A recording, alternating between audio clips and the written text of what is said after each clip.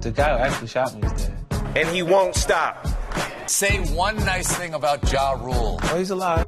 You didn't put him in your top 5 of people. No, he's not. Really? Wasn't he at one point?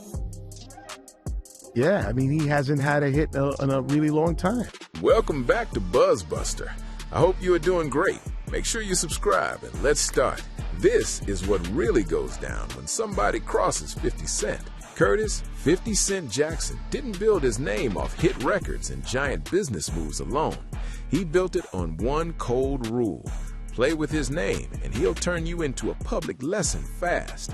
No passes, no time limit, no forgetting later. If the disrespect hits his radar, he's on it, no matter who it is. Steve Stout isn't just some random voice in hip-hop. He's one of the biggest music executives in the game. He helped guide Nas, worked major plays with Jay-Z, and built Translation into a serious marketing powerhouse. But even deeper than that, he and 50 had real paper history together. We're talking vitamin water, sneaker money, and legit partnerships that had both sides eating good for years. So when Stout jumped on Hot 97 back in 2014 and got asked to name his top 5 most influential artists in hip-hop, leaving 50 completely off that list hit different. Yeah, I mean, he hasn't had a hit in a really long time. This wasn't some outsider throwing cheap shots online. This was somebody 50 had done real business with, somebody who knew exactly what 50 brought to the culture and the boardroom. Then Stout pushed it even further. He said 50 was always gearing up for something that never happens. He said the last truly big record was I Get Money. Then he took it a step colder, saying 50's real brand was business, not artistry. Those words rang loud, and everybody in the room knew that kind of talk wasn't going to slide easy with someone like 50. A few weeks later, both of them ended up at a Knicks game in Madison Square Garden, and that's when the tension got real spicy. 50 walked right up to Stout courtside, got all the way in his space, and made it crystal clear that that Hot 97 convo still had smoke on it. Security was close, cameras were everywhere, the whole place could feel the pressure, but 50 didn't flinch for a second. He wanted Stout to feel that same energy in person that he gave off in that sit-down interview. You was with Steve Stout on guitar. Yeah. Did y'all used to have beef, or it seemed like it was beef? Me and Steve talk often, and I'll be like, yo, I see you with 50, y'all niggas good. He's like, we never had beef. And I'm like, I'm not sure. It seemed like y'all niggas might have had some problems. Not long after, he broke the whole thing down himself, and the streets were locked in.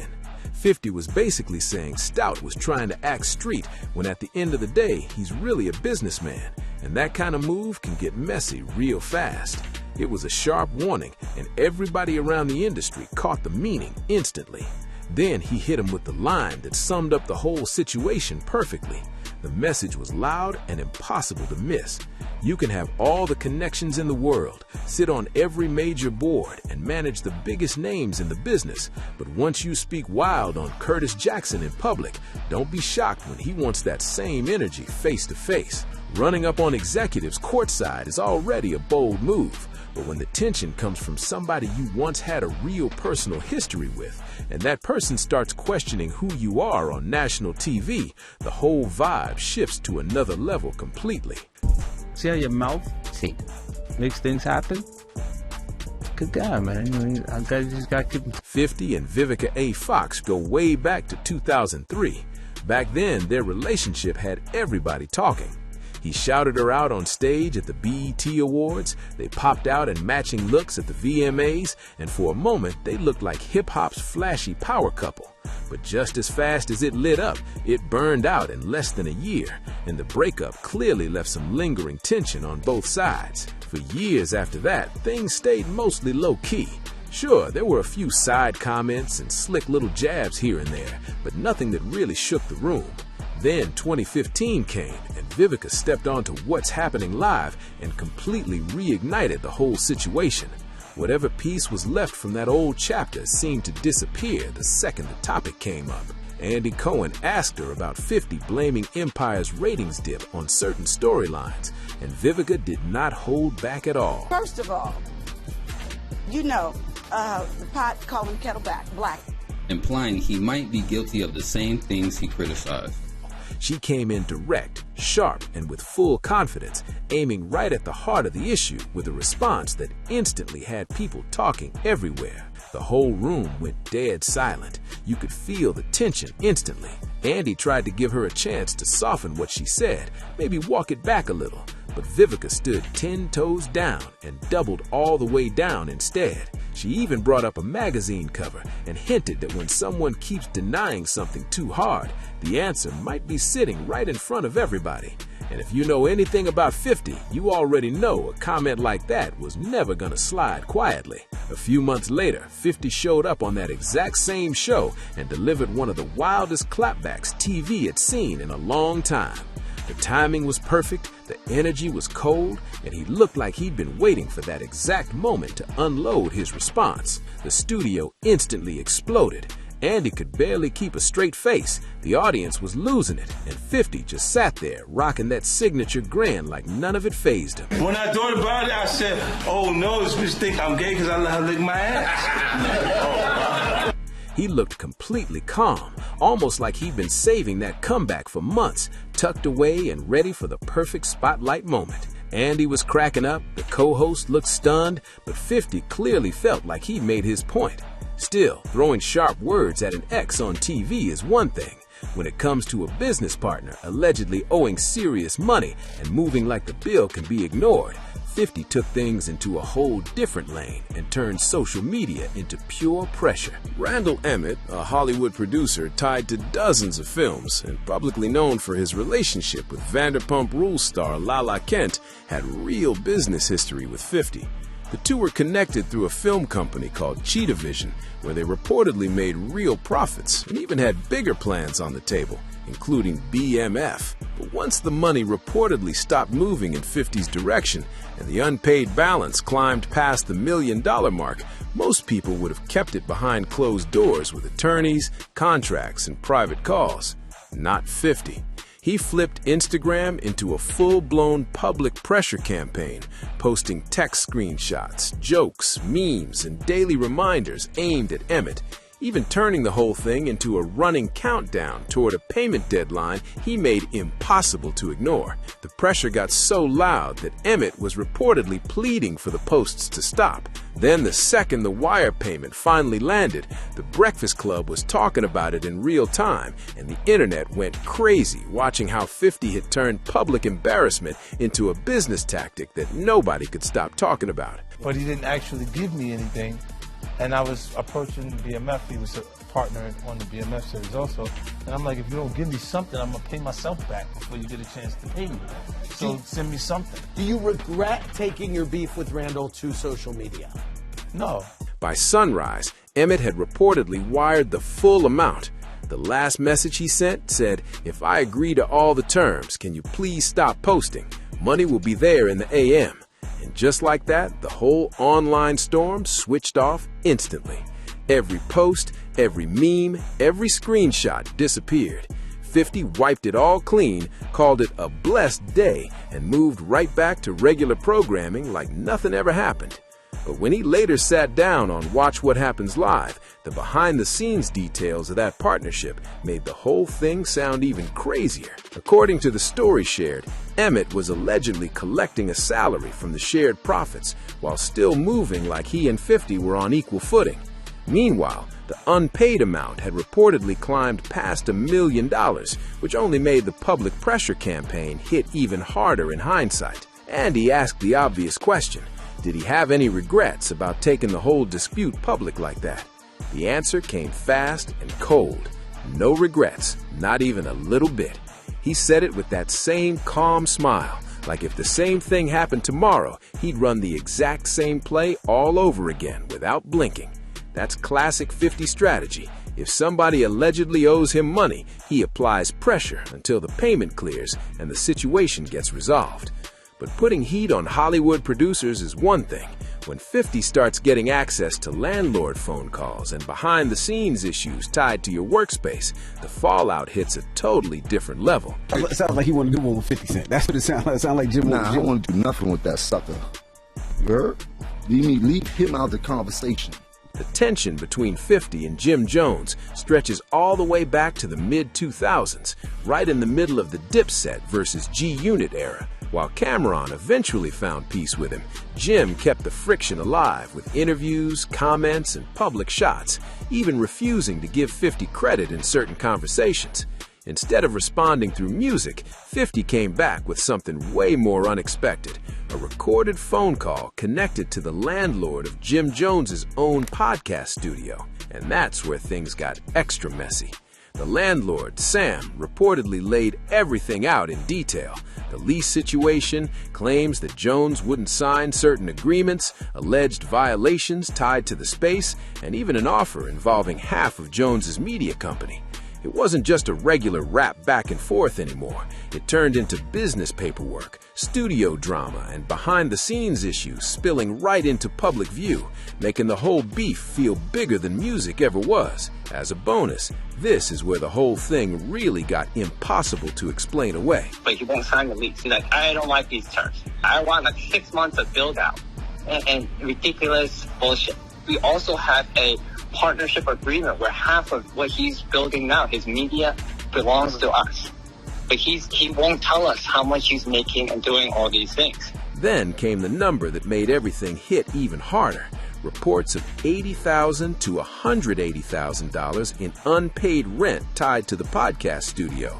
Once that figure got attached to the story, the internet went wild because it turned the whole dispute from rap tension into straight-up business chaos. 50 put all of it on display, but the real explosion came in February 2026 when surveillance footage surfaced showing Jim Jones forcefully kicking the door to his own studio while trying to get inside. 50, who claimed co-ownership through Sam, posted the footage over Biggie's Kick in the Door instrumental and captioned it, "Sam is my partner. I own the joint. Fix every door you kick or I'm gonna kick your ass, Jimmy."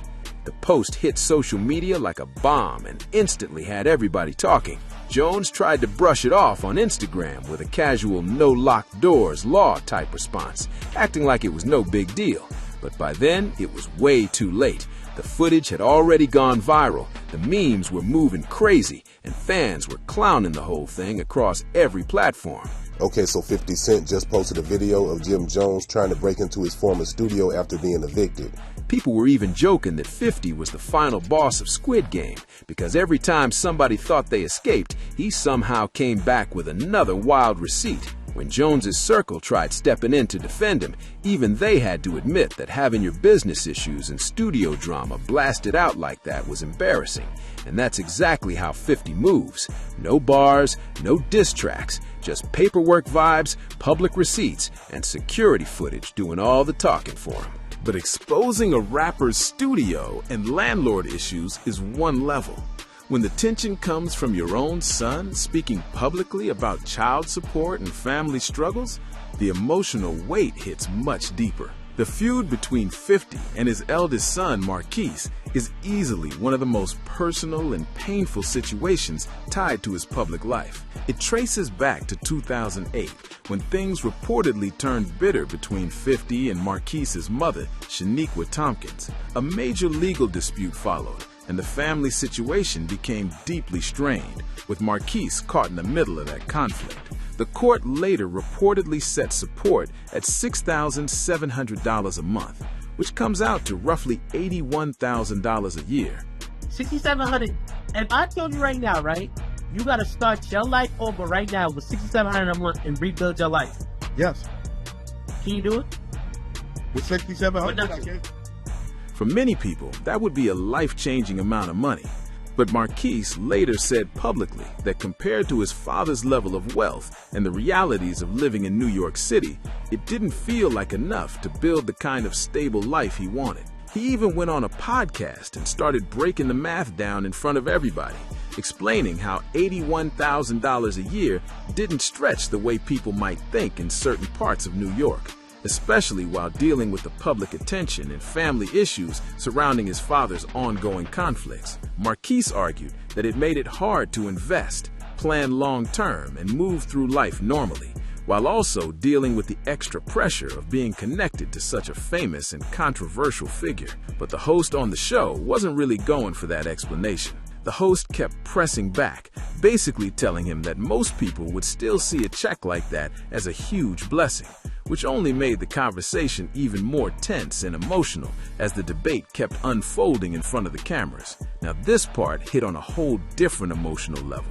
50 watched all of this unfold online in real time. His own son going on podcasts, speaking publicly about the child support situation, and telling the world he felt it wasn't enough. And 50 responded the way people have come to expect from him, not with a soft public statement, but sharp jokes and blunt online posts that instantly got people talking. There was no warm approach, no attempt to smooth it over in front of the cameras, just straight public ridicule aimed at a deeply personal family situation. Crazy. 25 years old. Why are you still talking about child support? That alone had the internet split, because once family issues hit social media, every reaction gets amplified 10 times over. But he didn't stop there.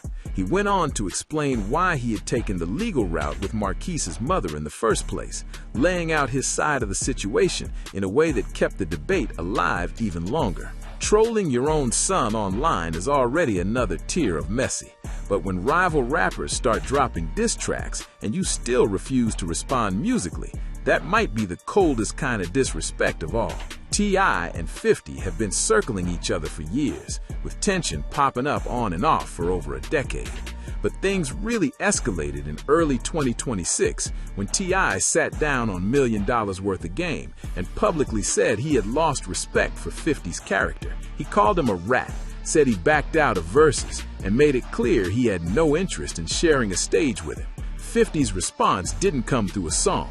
Instead, he went to social media and posted unflattering photos involving T.I.'s family circle, which only pulled more people into the situation and made the whole thing feel even messier. T.I. then went straight to the studio and reportedly dropped 2 diss tracks in less than 24 hours, and the culture reacted immediately. Even people who usually stay neutral felt uncomfortable covering how personal the situation was becoming. So what did 50 do after 2 diss tracks and all that public noise? He still didn't head to the booth.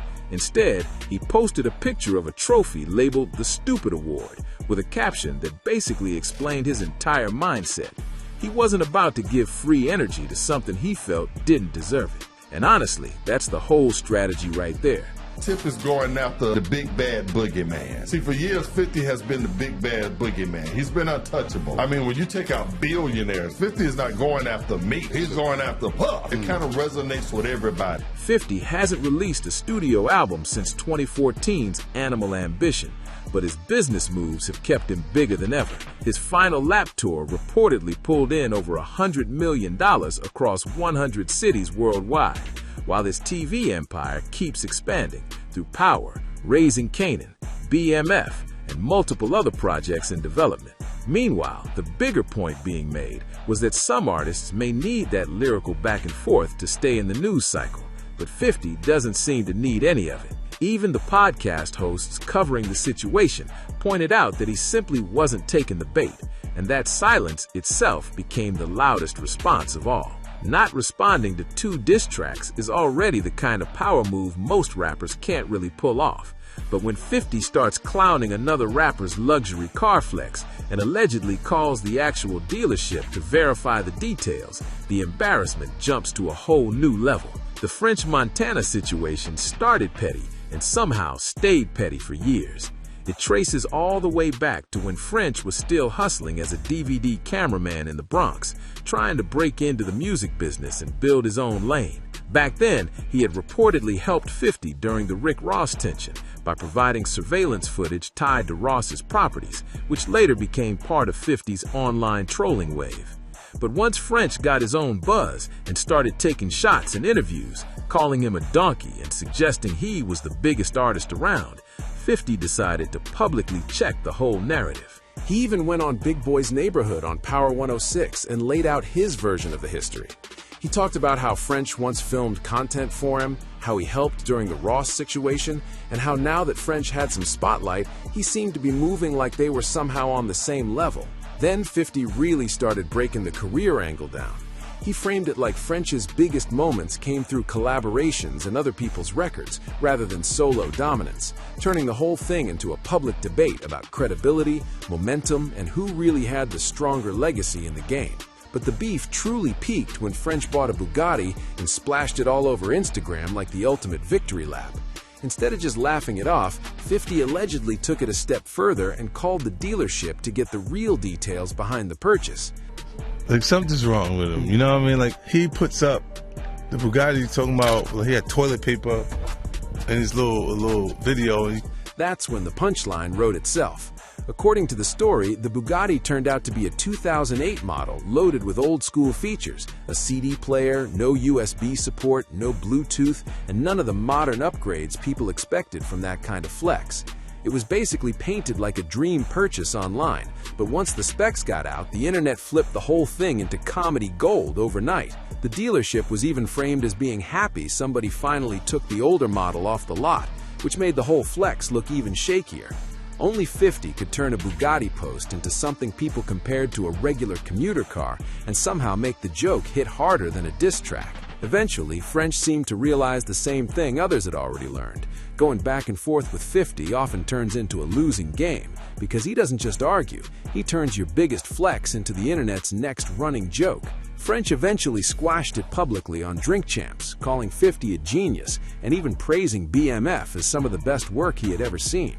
That public respect shifted the whole energy, and both sides seemed to move forward without dragging the old tension any further. 50's response was classic him. What beef? I don't remember.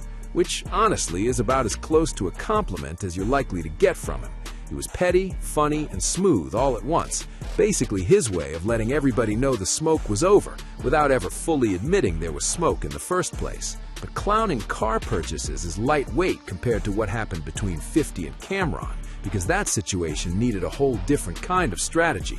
Back in 2007, 50 was on Hot 97 with Angie Martinez when he called Coach Records, Jim Jones's label at the time, a graveyard for washed artists. The comment instantly lit the fuse, and Cam'ron reacted in real time instead of waiting for the clip to spread. He called directly into the live radio broadcast, and suddenly the whole thing turned into must-listen chaos. Cam came in testing 50 hard, pressing him on whether he really had the power to affect Dipset's business moves and slow down their deals. But while Cam's energy kept getting louder and more aggressive, 50 stayed ice cold the entire time. Instead of matching the volume, 50 started breaking down the business side right there on air. He talked distribution, album numbers, label reach, and why Coach couldn't really compete with the kind of network access he had through Def Jam and Warner Brothers. What started as a heated confrontation turned into a full-on industry masterclass broadcast live for everybody to hear. That's what made it different. 50 kept the whole thing surgical. No dragging crews into it, no random names, no collateral damage. He made a clear decision to keep the tension strictly between him and Cam, and in hindsight, that move was smart because it left the door open for peace later on. In another interview years later, 50 even explained why he handled it that way, making it clear that some conflicts are better solved by isolating the real issue instead of turning it into a whole camp war. And the story didn't end in permanent beef at all. Years later, Cam'ron shared how they finally patched things up, and it all came down to one phone call that changed the direction of everything. The formula turned out to be simple. Approach 50 the right way, lead with business, and focus on the money. Once the conversation shifted from ego to opportunity, all that armor dropped fast, proving that sometimes the quickest way through the tension is straight through the business lane. They've been cool ever since, even linking up for content together in 2024, which just proves not every old issue has to stay frozen forever. But not every beef wraps up with a handshake like that. When Fat Joe ended up on the opposite side during the G-Unit era, it sparked a 7-year war that turned into one of the most relentless back-and-forths in New York rap history. The Fat Joe situation goes all the way back to 2004, and it was built on the one thing 50 has always seemed to value above everything else: loyalty. During the peak of G-Unit's dominance, 50 was fully locked into his war with Ja Rule and Murder Inc. So when Fat Joe, who had real ties with that camp, linked up with Ja Rule and Jadakiss on New York, 50 didn't see it as some neutral artistic collaboration at all. To him, that move looked like a direct side pick, and once that line was crossed, the smoke was officially on. Back then, the G-Unit mindset was simple. There was no middle ground. You were either with him or against him. And in 50's eyes, Fat Joe had made his choice. He later explained how the whole thing escalated from there. And once it started, it kept snowballing bigger and bigger. And I'm saying, stay away from him. Stay away from him. They go, I'm from New York. Got the 100 clip, and it goes straight to that. And that's what brought Jadakiss, and then what brought my Fat Joe issues later. What began as a loyalty issue quickly turned into a full New York versus 50 Cent atmosphere. The subtle shots became direct statements. The direct statements became full diss tracks. And before long, the tension was hitting from every possible direction. For 7 straight years, Fat Joe had to deal with the reality that 50 could pop up from anywhere. Songs, interviews, public appearances, social media posts, and behind-the-scenes industry politics. The pressure was non-stop and came in waves that never really seemed to let up. Joe himself has spoken about how intense and exhausting that stretch really was. Imagine waking up every day for years, knowing one of the most strategic and relentless figures in hip-hop might have another move lined up with your name on it. That kind of sustained pressure is enough to wear almost anybody down. We're talking diss tracks, subliminals, interviews, business positioning, and public embarrassment all stacked together into one long campaign of pressure. Most people would have folded under that kind of heat. But Fat Joe didn't just survive it. He came back with one of the biggest and most unforgettable moments of the entire feud, and he did it on the largest stage possible, turning the whole war into something the culture still talks about years later. Fat Joe hit the MTV Awards stage and flipped 50's own heavy security presence into the biggest joke of the entire night, live on national television, in front of millions, with 50 watching it happen in real time. It was easily one of the boldest swings in that entire 7-year war, the kind of moment that instantly became hip-hop history. Eventually, the tension cooled after the passing of their mutual friend and legendary manager, Chris Lighty, and both men seemed to come out the other side with genuine respect for each other. What started as years of non-stop pressure eventually turned into peace, which made the ending hit even harder emotionally. But out of everybody 50 has ever publicly clashed with, the situation that drew the most long-term attention involved Sean Diddy Combs. More than any rival rapper, former associate, or business dispute, this became the example many people point to when talking about 50's zero-tolerance style and his habit of repeatedly revisiting uncomfortable situations in public. 50 had been speaking critically about Diddy for well over a decade, long before the raids, the lawsuits, and the legal proceedings that later made national headlines. According to the story, it all traces back to a moment at a wedding that made 50 deeply uncomfortable and left a lasting impression on how he viewed the relationship afterward.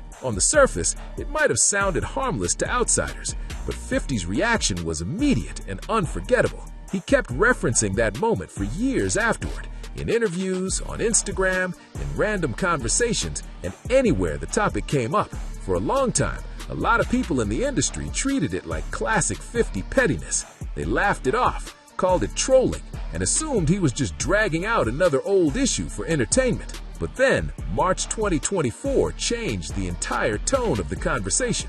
That's when federal raids on Diddy's homes in Miami and Los Angeles made massive headlines, followed by waves of lawsuits and non-stop media coverage. Suddenly, all those old jokes and repeated comments from 50 started getting looked at through a very different lens, with some people framing them less like trolling and more like repeated public warnings that had been ignored for years. Then 50 took it even further by stepping into the documentary lane as an executive producer on the Netflix docuseries Sean Combs' The Reckoning. That move pushed the whole situation from social media commentary into full long-form storytelling, bringing years of headlines, controversies, and public speculation into one major project. The bigger point he kept making in interviews around the documentary was that staying silent about serious issues was never something he felt comfortable doing. While others in the industry kept their distance, 50 leaned harder into saying exactly what he thought. He says things, he doesn't even know what he's saying is like fruity. You know what I'm saying? Like, he says something fabulous and he goes, yo, but me and you, we ain't party. Like, we need to party. No matter how awkward it made people feel, and when critics tried to frame the documentary as nothing more than a personal grudge, he pushed back on that too, making it clear he viewed it as documenting a bigger public story rather than just settling old scores. That's really what separates 50 from almost everybody else in these situations. Whether it started with an uncomfortable moment at a wedding, spiraled into memes and Breakfast Club interviews, or eventually became a 4-part streaming documentary while Diddy faces the aftermath of a mixed legal outcome, the through line is always the same. 50 keeps applying pressure long after most people would have moved on. That's the full arc of 50's zero-tolerance reputation. He doesn't forget easily. He doesn't let public tension fade quietly, and he doesn't seem too concerned about making powerful people uncomfortable if he feels there's something worth calling out.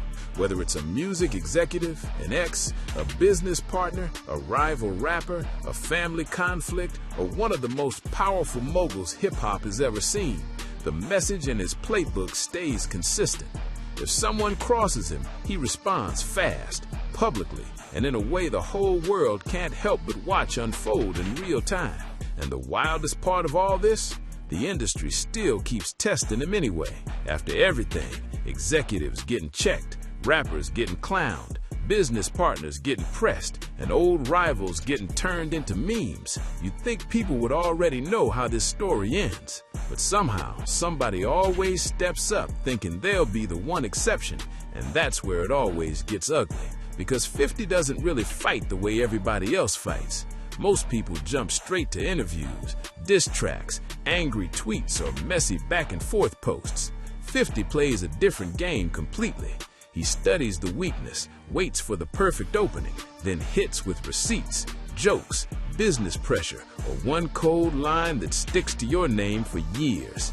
That's why his clapbacks live longer than most people's albums. Half the time, the response isn't even loud at first. That's what makes it dangerous. He'll let the disrespect sit there, let people think it passed, let the other side get comfortable. Then out of nowhere, he drops the screenshot, the footage, the interview clip, or the sarcastic caption that flips the whole internet upside down overnight.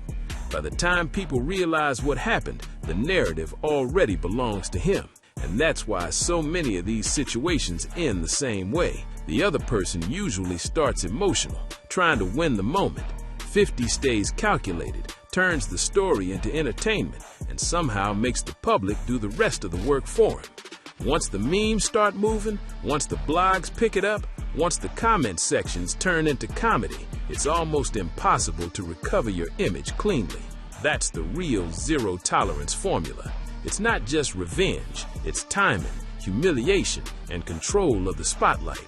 He knows exactly how to make one moment stretch for weeks, sometimes years, until the other side is forced to apologize, pay up, or quietly disappear from the conversation altogether. At this point, it's bigger than rap beef. It's become part of Curtis Jackson's whole public identity. Music, television, business, social media, interviews. He uses every lane like a chessboard, and once somebody moves wrong, he makes the next move impossible to ignore. That's why after all these years, the rule still hasn't changed. If you play with 50's name in public, chances are he's gonna make sure the whole world watches what happens next. And by now, that reputation has become bigger than any single beef. It's not just about who said what anymore. It's about the fear of what happens after you say it. Because once 50 decides to respond, the whole situation usually stops being a private issue and turns into a public event the blogs, podcasts, and comment sections can't stop feeding on. What really makes it hit different is how he blends humor with pressure. 1 second it looks like a joke, the next second it's a real business problem, a viral clip, or an old receipt brought back to life at the worst possible time. That mix is what makes his responses feel so dangerous. People laugh first, then realize the damage is already done, and the internet changed the game in his favor even more. Back in the day, beef mostly lived in songs and radio interviews. Now, all it takes is one screenshot, one meme, one reposted video, or one sarcastic caption, and suddenly millions of people are watching the fallout in real time. 50 understood early that social media isn't just a place to talk, it's a weaponized spotlight if you know how to use it right. That's why his opponents often lose before they even realize the battle started. They think they're just throwing a quick jab, but 50 turns it into a full storyline with episodes, callbacks, and receipts that keep resurfacing months later. It stops being about the original insult and becomes about surviving the public embarrassment that follows. The craziest part is how calm he usually looks while doing it. No panic, no rushed reaction, no desperate energy, just that same grin, the same dry humor, and the same feeling that he's already 3 moves ahead while everyone else is still reacting to move 1. That cold approach is what keeps people glued to every new chapter. At this point, people almost expect the response before it even happens. The second someone says his name sideways in an interview or online, fans instantly start waiting for the screenshot, the meme, or the business receipt they know might be coming next. It's become part of the culture itself, and that's why 50's zero-tolerance image still hits so hard today. It's not just about getting even, it's about controlling the story so completely that the other side ends up remembered more for the fallout than whatever they originally said. Once that happens, the lesson spreads fast, and everybody watching knows the same rule still applies. At this stage, the craziest thing isn't even the beef itself. It's how predictable the ending has become. The moment somebody takes a public shot at 50, the audience almost instantly shifts from what was said to how 50 is gonna flip it back. That anticipation alone keeps his name sitting in the center of the conversation before he even makes a move. And that's the real genius behind it. He doesn't just respond, he owns the aftermath. While most people are still focused on defending themselves, 50 is already turning the situation into a bigger storyline, something the blogs can run with, the fans can meme, and the culture can keep replaying long after the original moment should have died. A lot of artists lose control once emotions take over. They jump online too fast, overshare, say too much, or make the beef look personal in a way that hurts their image. 50 usually does the opposite. He turns the other person's emotion into the punchline, then uses timing to make the fallout feel even louder than the original disrespect. That's why even silence becomes part of his strategy. Sometimes he doesn't need a diss track, an interview, or even a full explanation. Sometimes the coldest move is doing absolutely nothing until the other side talks themselves into a corner, then stepping in with one screenshot or one line that makes everything collapse around them. That patience is what makes his responses hit so hard. And because he's built power across so many lanes, music, TV, touring, branding, and social media, the pressure never stays in just one place. A joke online turns into podcast discussions. A podcast moment turns into blog headlines. A headline turns into people revisiting old interviews. Before long, the other side is fighting a wave they can't slow down. That's why his zero-tolerance image keeps growing with every new chapter. It's not always about anger. It's about control, timing, and making sure the public remembers the fallout more than the original insult. Once he controls that memory, the story belongs to him. And honestly, that might be the biggest reason people still keep watching. Every new feud feels less like a random argument and more like the next episode in a long-running series where everybody already knows the rule.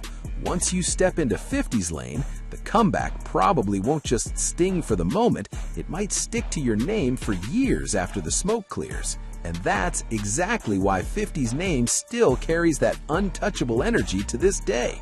Every move, every comeback, every receipt turns into another legendary moment the whole culture talks about for years. If you rocked with this breakdown and want more wild hip-hop stories, industry drama, and behind-the-scenes moments nobody else explains like this, hit that subscribe button right now. Don't miss the next episode, because the next story gets even crazier. And trust me, you're going to want to be here when it drops. Drop your thoughts in the comments too. Which 50 moment do you think was the coldest of them all? And stay locked in for more heat coming your way.